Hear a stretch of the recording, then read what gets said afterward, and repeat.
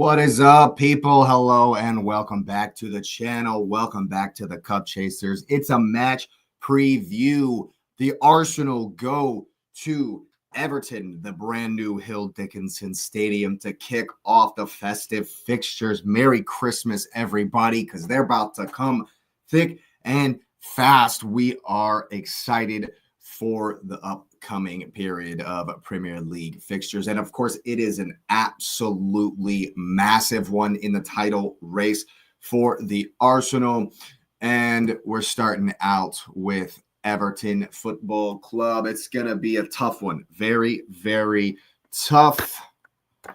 Hold on, let me fix some stuff here. Let me get everything situated. Doing a little bit of a different type of stream today. So we are going to take a look at some of the injury news. Mikel Arteta has just done his press conference. We are going to take a little bit a look at some tactics, some things that I expect in this game. And I'm absolutely hoping for a big performance because, let's face it, we absolutely need to bounce back after that horrendous performance away at Wolves. So, of course, go ahead and grab some coffee, grab some tea, something like that, whatever you're drinking today. And we're going to go ahead and dive into this one. Hit the like button, subscribe to the channel if you are new. Of course, thanks for being here. Hype it up if you got any of those left. And I want to know what you're thinking about the game in the comments section down below. All right. First up, I want to take a look at the last 5 results between Arsenal and Everton. That is the wrong graphic. Let's remove that one and we'll add, let's see how we figure this one out. Boom, there it is. Last 5 matches for Everton. We know they got the loss versus Chelsea on that last one, but they have won 3 of their last 5. I guess the hope for Arsenal is this one right here. They lost 4-1 at home to Newcastle, so we know they can be got at. Arsenal have the same number of wins here. We get the 3 wins, and this one here, though, is still smarting. This one felt like a loss, so we're definitely going to have to bounce back tomorrow night. It is a 3 o'clock kickoff over 8 o'clock kickoff in England, I should say. 3 o'clock here where I'm at. And yeah, we got all day to think about it. I'm not a huge fan of this late kickoff, and we got all day to think about it. And we're definitely going to need to up the performance level. It was not great at all against Wolves, and I don't know if that was arrogance. I don't know if that was everyone in the week, Arsenal fans, thinking that we were definitely going to smash them. I know I did, and so going into this game, I know we cannot have that same kind of arrogance, and we're going to have to take this game very, very, very seriously. I did just listen to Arteta's press conference. It sounds like Martin Zubimendi is going to be okay. So he's probably going to play. Knowing Arteta, it's going to be Declan Rice in there next to him. So it sounds like Declan is okay as well. But Kai Havertz will not be in the team. They didn't mention anything about him having a setback or anything. They just Arteta just said that he would not make it for this game, maybe for the game against Villa, which is where he also said that Big Gabriel would probably be, that's when he'll probably be coming back as well. So if we look at how these two match up, I know it being at the new stadium, Arsenal's new first trip to this new stadium is going to be an interesting one. Of course, never really know what you're going to get. As far as I've seen so far, the fans have tried to make it a good atmosphere. It's obviously not going to compete with Goodison immediately. They're going to have to make some memories, of course, just like Arsenal need to make the memories in the Emirates Stadium. But if we look at the last 5 from these two, it's not good reading in the last 2 here. We absolutely cannot repeat these results from the last 2 times we've played them. it's those have been devastating. And everyone's looking at the fact that these next 5 fixtures for Arsenal are ones that we dropped points in last season. We absolutely 100%. It's already that time. It's already must win. It's already at the moment where we cannot drop this game. We cannot drop points in this game. City will most likely be ahead by the time this game kicks off. Of course, they are hosting West Ham, and you expect that that's going to be 3 points, bunch more goals. We're falling behind in goal difference. So, yeah, we're going to have to have that pressure on us for the first time this season. It's not something I expect that they're like afraid of or that they're not used to, because obviously we've been here before with City breathing down our necks, and we're going to have to stand up. Going to have to absolutely stand up and show that, yes, this is our year.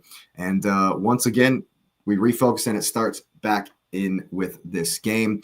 We know Everton are going to sit in. They're not going to try to beat Arsenal with the ball. They're going to want to slow the game down and see who breaks first. They're going to want to maintain their discipline and see how long it takes us to make mistakes. And that's why this is one of those fixtures where tactics are important, of course, but mentality matters just as much. It's not necessarily about dominating them. It's about our conviction and belief that we can do that, because tomorrow night, I should say, Arsenal are definitely going to be tested in more ways than one. The big thing we're looking at, of course, is how much faster can we move the ball to get Gyokeres into the game. I've been screaming it from the rafters. We got to get him in space. And if we play slow, side to side, back and forth, no risks, he's not going to have any space, and he's going to continue to be lambasted in the media. And that's something we cannot have. I'll touch on that a little bit later. Of course, they need to block out all the noise that's following them. Gyokeres needs to block out all this noise, of course, and rise up to the challenge and just score a couple goals, man. A couple goals and all of it goes away.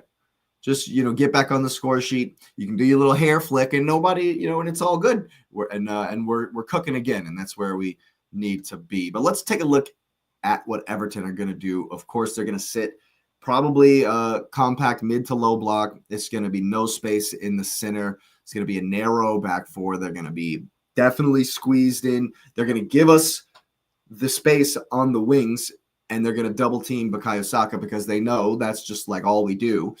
So we're definitely going to have to come up with something more creative than that. I mean, the blueprint's there, and Moyes is going to follow it to a T. Try to be miserly, try to not concede too much in their final third, and keep us kind of at arm's length. If we move the ball slow, if we take too many touches, if Martin Odegaard is just doing his back and forth, and it's just, down to Saka. Saka does a little jinky and then passes it back out, and then it goes back to the other side. If that's how this game goes, it's just going to die. Everton won't need to even put a foot in. The game will just die on its own. They'll have no issue taking a 0-0 draw, stinky 0-0 draw, and getting the point. That's not going to be a problem for them at all. This game is huge for Victor Gyokeres. It's absolutely vital that he puts in a performance and gets a goal, man. I know it's I'll be happy with a really good performance, of course, but he's got to get on the score sheet, man. He's just got to score. It's that, you're the forward. That's what you're here to do. Hook or crook, whatever way you've got to do it, man. You got to get on the score sheet. And, if he doesn't get any space and he just has a wrestling match with Keane and Tarkowski, then it's just, that's what he's going to be focused on the whole game. It's not necessarily that we need to just spam crosses. We have to move the ball before they get organized. The way to beat a low block, yes, I've said it before, we get around the outsides and, beat a man and commit another guy. But really, it's easiest to beat the low block before it's set up. You break it while it's forming. That means quicker passes in the midfield. When we turn the ball over in the middle third, one-touch passes, getting it and immediately looking to find Gyokeres in the channel, in the center. Immediately looking to find him, playing a lot quicker like we did in 22-23. If we play it forward early, we can actually utilize Gyokeres' strengths. He'll be able to pin the center backs, and we'll be able to bring more people into the game. But if we hesitate in the transition, Everton will be comfortable, and comfort is absolute death for our attacking rhythm. As I've looked at Everton, they don't necessarily, they're going to follow the midfielders around as we rotate, of course, but they're also going to want to stay in their spaces. They want to keep us in front of them, and we need to stretch that line horizontally. Yes, that's obviously the plan with our side-to-side stuff, of course, but we got to do it way quicker. We got to pull them apart and then make that risky pass, that vertical pass that breaks the line. You have to do it. So getting our rotations right with Timber and because I expect it'll be Timber on the right-hand side. Probably going to see Timber, Hincapié, and Hincapié will probably be on the left, or maybe Miles Lewis-Skelly. Unless Calafiore's healthy, maybe Calafiore will be in there again. They didn't mention anything about him in the press conference, so I'm expecting he might be back in there. And then it'll be Hincapié, Saliba, and Timber, I imagine. So Odegaard working with Timber and Saka is going to be absolutely huge. The underlapping runs that Timber likes to do, and but I need to see a little bit more overlapping from him as well. I think that they've got a good cohesion there, and I want to see it even more so that we can continue to get the balls across to Victor, continue to get the service into the center. Now, I will say something about Jurrien Timber. It's a little annoying that he's twice stolen the ball from Victor after one of these underlapping runs, and he's gone all the way into the box, and he's stolen the header from Victor twice in recent games, once versus Chelsea and once again versus Wolves. And while I don't mind the underlapping runs, can we make sure our goal scorer is getting these opportunities instead of our right back in the 6-yard box? The biggest goal as far as these underlapping runs is to move the defenders around and to find the space. The goal is not the cross, it's to get them to shift. And every time they move side to side, the little gaps are going to open up and we can find the balls into that. But the thing is, if we don't take more attacking emphasis, more risks when they are in that low block, because let's be honest, are Everton a devastating counterattacking team? Are they going to absolutely slaughter us on the counter, which is what Arteta is afraid of, literally against all teams? So I think if we can make those risky plays and get ahead early, go figure that, and get ahead early, we won't be pinned back at the end of the game. Yes, we'll get tired because the Premier League is at such a crazy level, but we won't be pinned back if we're up 2 or 3 goals. Imagine that. Imagine that. We don't have to sit back and defend for our lives at the end of the game. Just get ahead early. Make the risky passes. It will come off. We have the skill. We have the players to make that happen. I need Eze to have a big game as well, whether or not he starts, whether or not he's in there with Odegaard as well, or whether or not he starts on the left. Whatever it's going to be, I need him to have I need him to step up.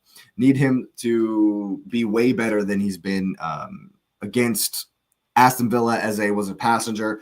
Against Wolves, he was even worse, and he got hooked at halftime in both games, I think, rightfully so, I should say. I need him to step up. I need Gyokeres and Eze to start finding each other, to start being able to work together. And we'll see, I expect Odegaard to start, of course, and I'm not sure if Eze will get in there on the left or maybe in the left 8 position. We know how Arteta loves to do Martin and Declan in there, so I'm I'm not sure Eze is going to start this game. I think he should. I certainly don't want to see Martinelli start this game. Nelly is good with space, good running into space. That's why he's got 5 goals in the Champions League, and that's why against a low block, like last week, he was completely ineffective. So this week, I don't want to see him. Now, if Trossard's healthy, that's given Mikel a huge headache because Trossard's got the goals this season, but we know what Eze is capable of. So it's kind of a toss-up whether Eze or Trossard should start on the left. Honestly, I kind of want to. I like Leandro Trossard a lot. I'm a fan of his, and I think he's one of our better finishers. But I think in this game, I want to see Eberechi Eze on the left, Victor down the middle, and Saka on the right. I think as a way to get Victor more into the game, he shouldn't just be treated necessarily as the guy to get on the end of things. Yes, I know his touches haven't been amazing. His play with his back to goal haven't been incredible, but that's how we need to use him. He's not necessarily the reference point. He is a point of attention for the defenders. So if we can get early balls into his feet, even when he's got a man on his back, I know it's been tough, but he will get better at that. It'll make the defenders make a decision. Now, Tarkowski or Keane is either going to have to come with him or they're going to have to hold the line. Either way, there's going to be space. So if they come out with him, we have to get in behind Tarkowski. If Michael Keane follows Gyokeres as he checks to the ball, skip him or play the short, long. Play him, get the easy touch back, have Saka run into the space, have Eze run into the space and dink one over, And then, like I said earlier, to break low blocks, you beat a man and get them out of position. So if we can pull someone out, and then have space in behind him, just skip Gyokeres, Saka's there. Or play the 1-2 off of them and play the quick ball in behind before they can get set. Remember, it's easier to beat low blocks when it hasn't been set up yet. But again, like I say, this only works if we play fast, if we're unafraid to make the risky ball with the first time we see it. You see the pass, you execute it, and you don't think about how risky it is. You just go for it. I think if we can kind of make that little tweak in our mentality, we'll absolutely smash them and other teams. I think that's Arteta's issue. I think that's why we aren't necessarily the devastating final product that we know we could and should be, right? So if he just a little bit of mentality, just switch it a little bit and, playing fast, it requires taking that risk that Arteta has not necessarily been willing to take. Fast football requires bravery. You got to be brave. You got to be, put it to the side that, yes, we could get hit on the counter, but we have to just stand up and say, yeah, this is our time. And it starts with smashing this Everton side who are weakened, and I know we can do it. As far as the mentality goes, with this Arsenal team, we know it's the first thing that gets tested. The first thing when we feel pressure that kind of crumples a little bit. And we do have that reputation, and it's not just from the fans in the stadium. It's also from people like me, content creators on Instagram, Twitter, different socials, of course, on YouTube. We need to be honest about this in the modern game. Players see all of it. They see everything now. In this day and age, we've grown up with it. The players are, mostly 30 and under, 30, low 30s and under. So they've grown up with the social media. They see it all. The YouTube thumbnails, the social media debates, all the match reactions, all the people flipping out like myself, all the people giving praise. It's all there. They all see it. Victor Gyokeres, of course, has seen all of the BS this week, and it's been all week long. So whether or not, we think he's paying attention to it, of course, he probably is. He sees it. They see it. They see the title slipping, the bottling narratives. They see all the panic after one horrendous game versus Wolves. They see everyone, the AFTVs, freaking out. And I'm guilty of it. I was, the second half of my Wolves match reaction will probably get the video taken down. It was not good, and so Everton are just going to be patient and hope that anxiety creeps into us. Because if we start, hesitating, and that one safe pass turns into another and another and another, and we're just going side to side, and there's no tempo. There's no tempo. And when Arsenal don't have any tempo to their game, it's just so boring. I love this club. I love this team. But when there's no tempo, it's just absolutely dross. You can't defend it. It's just really, really boring when it's all side to side to side, and that's exactly what Everton wants. So we 100% cannot do that. And I think my point isn't that we need to, not criticize and just blindly praise, the team no matter what happens. That's not what it's about. Analysis is fine, and we must have standards, of course. But is it preemptive defeatism? Are we have so much PTSD that from City and Haaland and Pep that, we don't want to hope? I've been really, really hesitant to say, yes, we're definitely 100% going to win the league, and it's tough. It's tough, of course. But, these kinds of ideas sink into the narrative, and the team hears it. And the fear that Arteta seems to have of getting beat on the counter and the fear of making mistakes that will lead to these counters is where our confidence dies.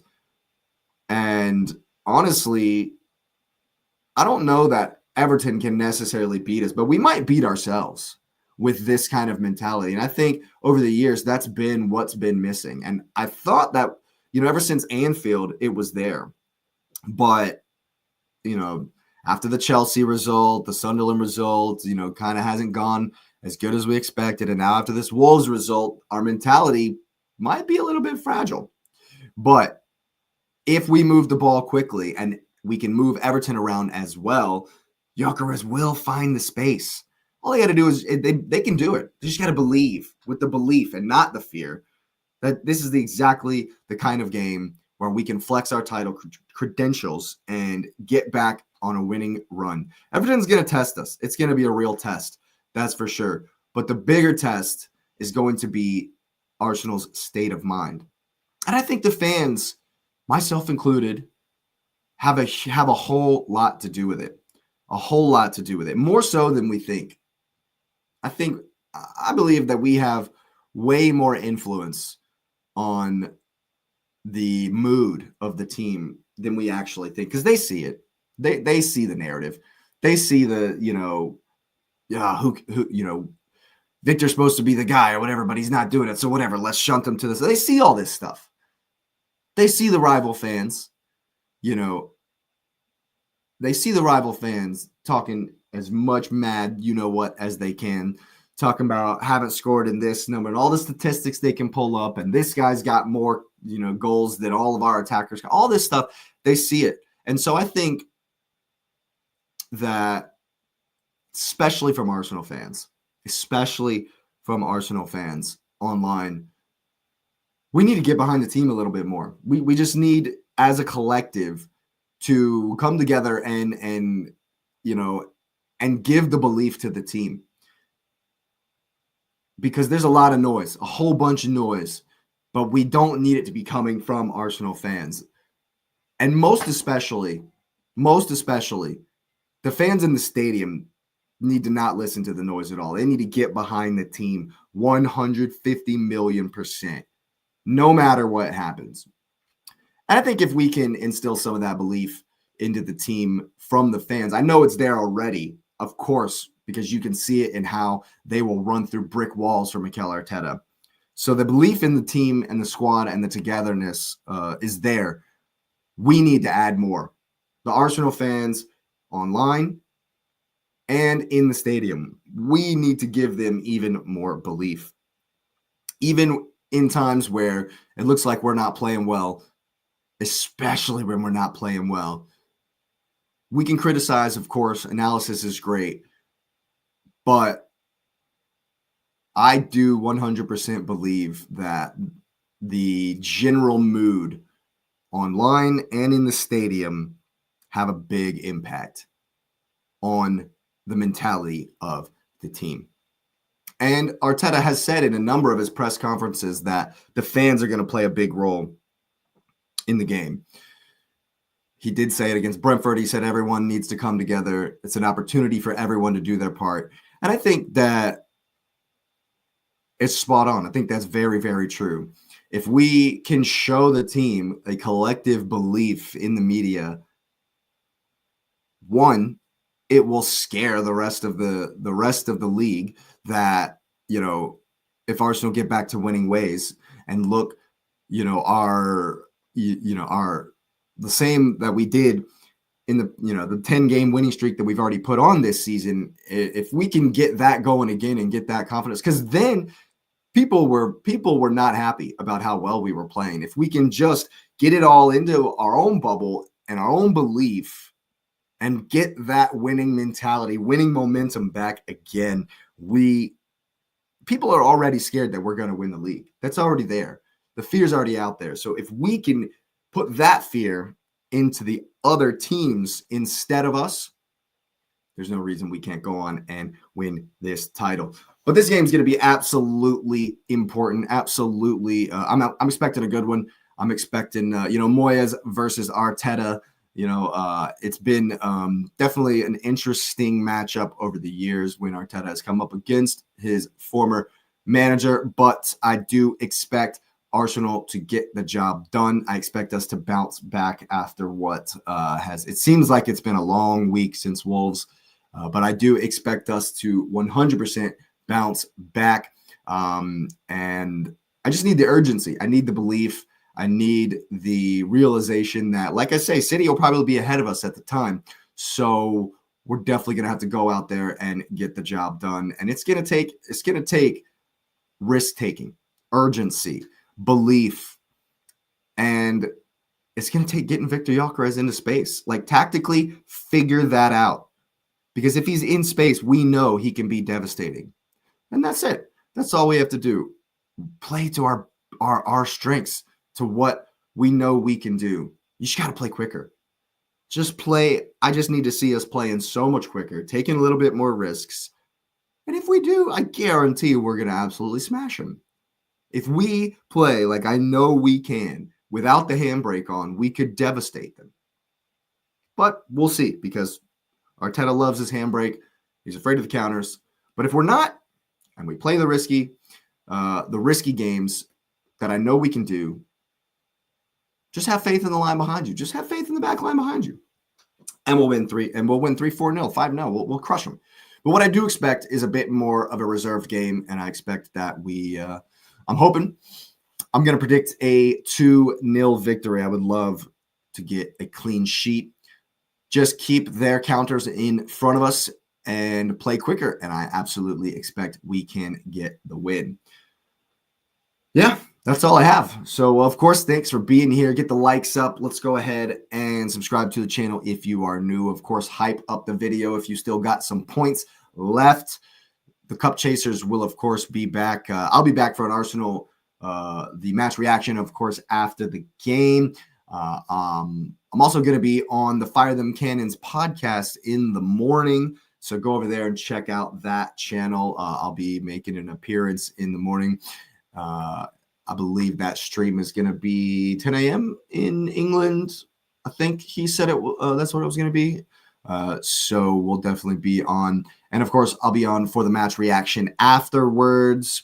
And the Cup Chasers will be back with the panel with Lewis next week. So, of course, like I said, thanks for being here.